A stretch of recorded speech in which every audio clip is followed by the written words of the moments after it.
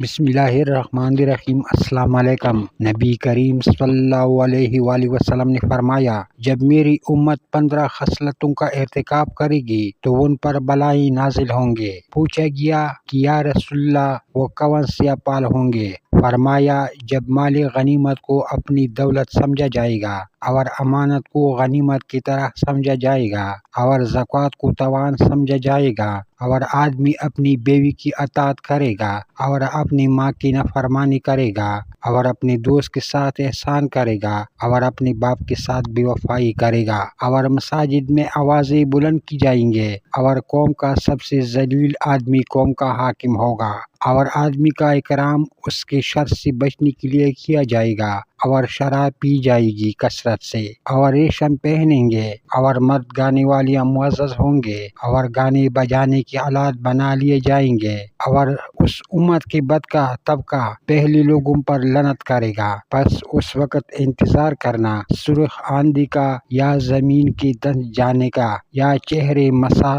ہو جانے کا۔